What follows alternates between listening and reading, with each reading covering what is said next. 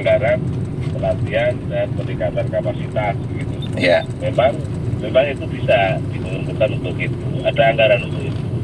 Tapi tidak ada rinciannya untuk retreat ini. Retreat ini kan tiba-tiba saja ketika Pak Presiden Prabowo dilantik, kemudian beliau mengatakan harus ada retreat dan seterusnya. Iya. Tapi ada rencana Pak mempertanyakan itu juga nanti ke Kemendagri begitu, Pak Toh? Tentu ya. Pasti akan jawabannya adalah anggaran, pelatihan dan penguatan kapasitas aparatur pemerintahan daerah. Iya. Kalau itu aparatur pemerintahan daerah berarti kan termasuk DPRD juga. Iya. Dan kapasitas DPRD termasuk juga Forkopimda. Karena pemerintahan ya. Iya. Tidak hanya kepala daerahnya atau wakilnya begitu ya, Pak Toh ya. Iya, itu harus juga sevisi di tiap daerah itu. Iya. Baik kalau begitu. Nanti kita pertanyakan itu. Iya. Anggaran itu pelatihan dan penguatan kapasitas itu apa gitu. Iya.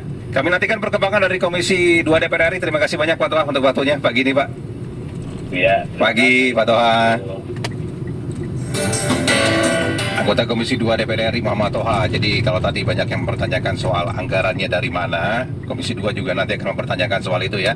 Karena kalau dari informasi awal disampaikan Pak Toha, anggaran itu seluruhnya dari APBN. Nanti kita update bagaimana perkembangan terkini retret kepala daerah gelombang kedua, karena rencananya ada kabar gelombang ketiga, karena ada 6 kepala daerah yang ternyata tidak bisa ikut karena alasan sakit atau alasan lainnya di retret yang kedua kali ini.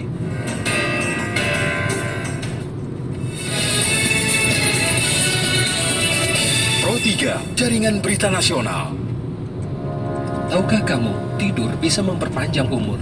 Penelitian menunjukkan bahwa tidur yang cukup antara 7-8 jam per malam dapat meningkatkan kesehatan jantung, menurunkan risiko diabetes, dan memperpanjang usia. Kurang tidur kronis malah bisa berhubungan dengan peningkatan risiko berbagai penyakit. Meskipun ada orang yang tidak perlu banyak tidur, karena beberapa orang yang dikenal dengan sebutan short sleepers bisa merasa segar dengan tidur hanya 4-6 jam per malam. Ini jarang terjadi dan biasanya merupakan hasil dari faktor genetik. Namun, mayoritas orang tetap membutuhkan tidur antara 7 hingga 9 jam agar tubuh tetap berfungsi secara optimal. Kalau kamu tidurnya berapa jam ya?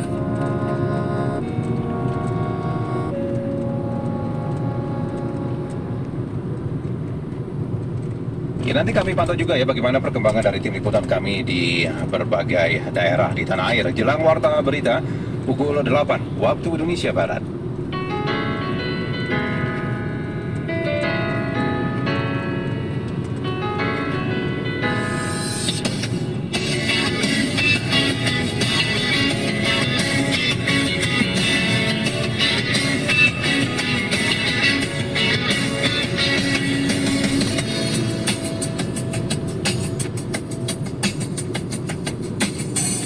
Temukanmu dalamnya.